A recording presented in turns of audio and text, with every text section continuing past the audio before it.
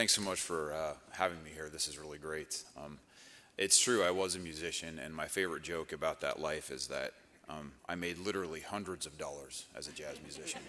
And I gave up that career, to make the big bucks in academics. So I have no regrets. But I'm really happy to share this new venture for me with you guys. Just some quick disclosures, nothing relevant. My university requires that I put this here.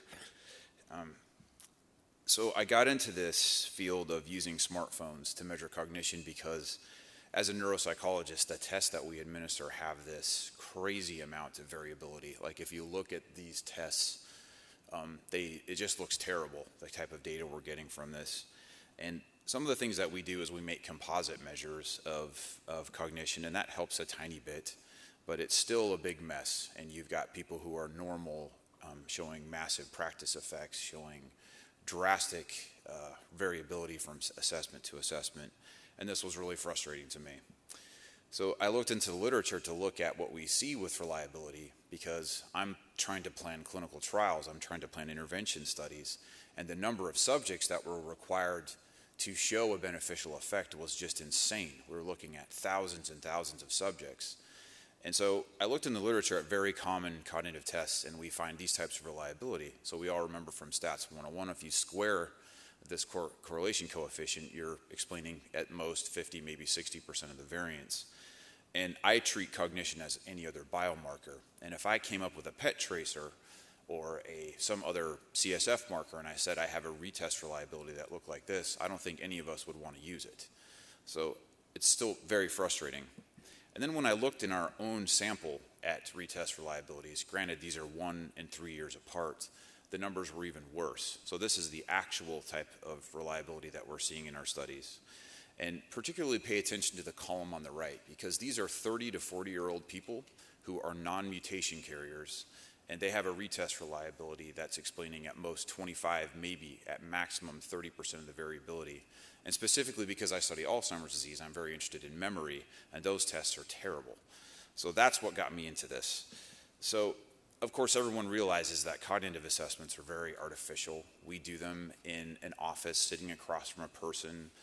There's white coat effects or feeling of being tested. It's just very dissimilar to the way that we use cognition in everyday life. We also do testing typically for studies in one long extended testing session. 1 hour, 2 hours long, we give tests back to back to back to back. And if it's a good day or if it's a bad day for that participant, that can have a tremendous impact on your findings. For example, this is a figure I borrowed from a colleague, Marty Sawinski, and it shows what could happen if in a trial, for example, if you caught someone on a bad day at baseline, but then a good day at follow-up, the natural variability that occurs could be masking a true decline just because you happened to sample them when you did. The upshot of all this, of course, is that high variability causes drastic reductions in your statistical power, which ends up causing these wildly large estimates for designing clinical trials. So some solutions are pretty obvious, and you know where I'm going, but we could increase the assessment frequency. We could assess patients more in their natural environment. We could reduce the impacts of the social context, but none of these are very practical. No one in any sort of clinical trial or intervention is going to send a cognitive rater to someone's home 5 times in 1 week. We're not going to have participants come to our clinics multiple times because everyone's going to drop out. And especially when you get into dementia populations, they just can't physically do that. So I thought of smartphones, which is hardly a new idea, and I'm preaching to the converted here, I realize. But we sought out to develop frequent, highly repeatable, and ecologically valid measures. And so I looked around the literature a bit, and I came across a mutual colleague of Laura and I, Marty Sawinski at Penn State. And about 1.5 years ago, we decided to come up with a measurement burst design using smartphones. So these designs use really brief, 60-second or less tests administered about 4 times per day at random times. And we look across one burst, meaning a 7 consecutive day assessment in the paradigm I'll show you. So one visit actually represents the average performance across all of those visits. So 4 times 7, 28 assessments across 1 week. Take the average of all of those, and then you end up getting between subject reliabilities that are getting more like any other biomarker that we might consider using. So that gave birth to our ambulatory research and cognition smartphone application. So this is actually what our app looks like. Nothing fancy here, no rocket science. Participants enter a wake and a sleep time for every day.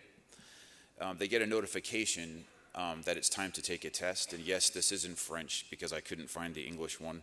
But we're an international study and we have 13 languages. So they swipe on the notification and it immediately takes them into the cognitive tests. So this is the first test, which we call GRIDS, which is a spatial working memory test. Participants are asked to remember the location of these items. Then they do a distraction task. Then they show a blank grid on the screen. And then they're supposed to tap the location where the items were. And as you can see, when I made these screenshots, I didn't do very well. It's kind of difficult to take the test and get screenshots at the same time. But I show this for a particular reason because we count partial scores on these tests too. That's a way to give us sensitivity as people become symptomatic. So this test is done in 35 seconds for most people. The next one is a symbols test, which is a very basic processing speed test. Participants are shown abstract items and they're asked to match them to one of the 3 examples at the top. This one takes on average 22 seconds. And then the last one is an episodic memory test where we show participants prices and items together and we ask them to make a valuation judgment to increase engagement. And then in the recall portion, they're just asked to pick which was the correct price with each item. And as we move into different cultures, we change these items to match the culture that we're in, and we obviously change the currency to match the item as well. So I'm going to skip this. We have excellent psychometric characteristics for this test. This is what the burst design looks like across 1 week. So we randomize the order of these 3 tests, and across 1 week, you might get a notification at between 7 a.m. and 10 a.m. for this person. And then they obviously have to miss some of these assessments because they're driving or working, and that's okay. We expect about a 75% compliance. So, okay, I've shown you what it is, but how well does it work? So we've looked at this very carefully in our DIAN observational study and in our Alzheimer Center at WashU, which is one of the oldest and largest ones in the world probably. And then we have a pretty large community sample that we've been looking at as well.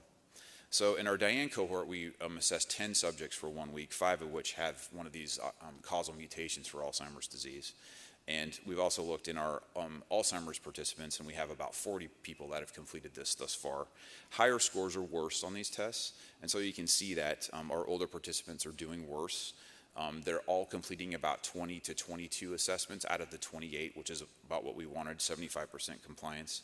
And then we've also, mostly through social media and also through an isolated group of people in St. Louis, administered these to a community sample. And we've got just under 300 subjects that have done this. The compliance is a little bit worse in this population, although we do pay them. So they're completing on average about 19 or 20 tests out of the 28 per week. And this is a very similar population to our clinical trial, so we're encouraged by these numbers. So the validity of these tests we established by bringing the people into the clinic and comparing them with traditional paper and pencil tests. And all of these correlations, remember that high scores are worse on the smartphone tests, show really respectable correlations with our in-clinic measures. Our working memory tests, our memory tests, they're all performing just as we would expect. And the correlations are modest, not excellent, but remember, those paper and pencil tests have very low reliability themselves. So comparing a very highly reliable test to a very low reliability test, that's kind of what you get. The thing that we really care about most, though, with this is this between-person reliability, because this is exactly what gives us our statistical power. So we calculate this in a somewhat unique way. You'll notice in the denominator, or the second denominator, that the small n represents the number of tests that we give, the number of test sessions. So theoretically, because that number's in the denominator like that, you could give a really crummy test 1,000 times and you would get always increasing reliability. But of course, the goal for us is to give the test as least as possible, and get to our criterion, which we're trying to get at a reliability of 0.9 or better with these measurements to make them comparable to like an MRI or a PET scan, everything else that we might use in a trial. So here's what we end up with if I look across all of these subjects. So this is just over 300 people, and you can see by the time we get to about 5 days, we've got acceptable reliability. By the time we get to 7 days with these tests, we're getting even closer to the 0.9 goal. I'm pretty sure that after some modifications and tweaks to these tests, that we'll get that for that episodic memory test, which is arguably our most important measure because we are looking at an amnestic disease. So I showed you this slide earlier, and it's just a hypothetical example of what can happen. But when we look at our subjects' data, we actually do see that people vary tremendously throughout the week. Now, granted, these are very, very short tests. These last less than 30 seconds, so of course they're going to be more variable. So this is just data from a few examples of people. This is a 66-year-old female who completed 27 tests, and remember, the high score is worse. So throughout the week, this person demonstrated up to 6 points of variability on this one test. So it's pretty tremendous. And then this is a 78-year-old male who is an amyloid positive individual, so someone who has preclinical Alzheimer's disease. And this person varied by as much as 2 seconds on average on a simple processing speed test throughout the week. But remember, we're interested in this. We're interested in their average performance across the week. And that's what gives us our statistical power. So if we average across all of these assessments, I think we're seeing something that's a little bit more powerful. So we embrace a bring your own device model in this, and this is not without its complications, as many of you in this room probably realize. We allow people to use their own personal devices, and our older folks show up with phones that are a range of qualities, and we often have to provide a phone for them if they don't meet our minimum specifications. But we have to deal with this, and I think BYOD is really critical for ecological validity because most people don't want to carry around 2 devices in our studies. I had to carry 2 devices around for a while, and I couldn't stand it. I didn't know which one was going off, and I kept forgetting to charge one or the other, etc. When we work with iPhones, they're kind of a dream, and it's true I'm an Apple fanboy, but I really think when you're an app developer, this is a nice way to go. There's very few devices. The specs are really consistent, and the iOS, the operating system, is locked down. However, when you deal with Androids, there is over 5,000, and I've heard estimates of many more than this that are on the market. The operating system can be manipulated by every manufacturer. So when your patients come into your clinic with different devices and Androids and you're going to install an app on it, you've got to think about these things. Also, the specs that they provide are inaccurate. So they'll tell you that the screen has this resolution, that it will display objects of this size, and those numbers will all be incorrect. So it's very, very difficult to deal with this. Participants enroll with different phones and then they upgrade them in the middle of your study, which is very frustrating as well.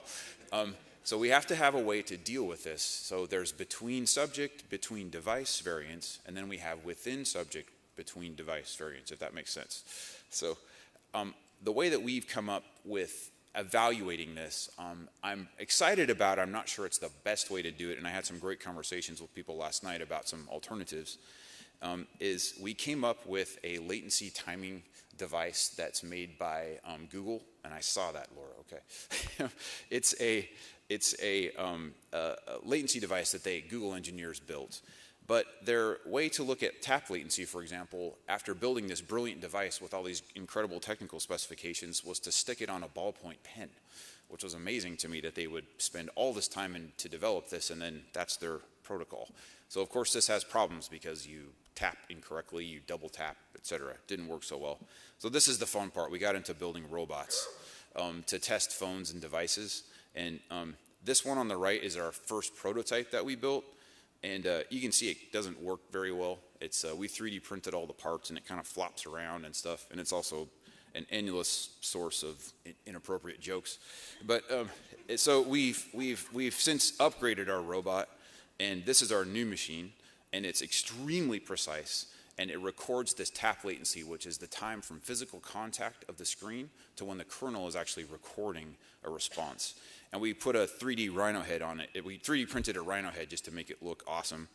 And as you can imagine, after doing this all week, this is super boring. We bought 90 smartphones of various manufacturers, and my postdoc and I just sit here and do this. And after a while, you get super bored. And just last week, we decided to have some little more fun.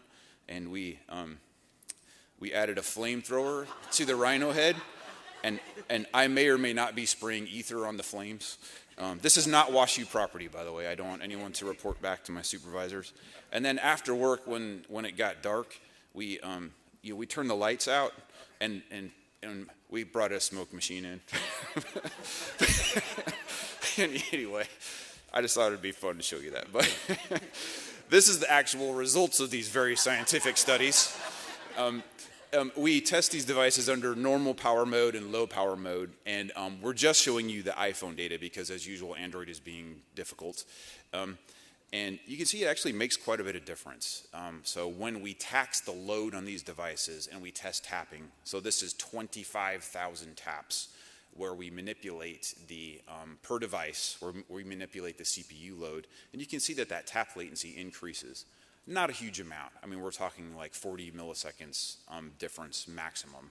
But when we're calculating response time variables with short intervals, that can matter. That can make a big difference in our data.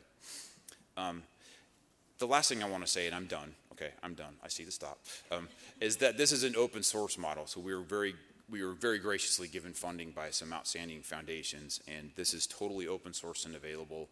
It's not up on GitHub yet, but it will be soon. All of you can access this. You can download the source code. It's also compliant for clinical trials, which was a huge amount of work, and you're absolutely welcome to contact us.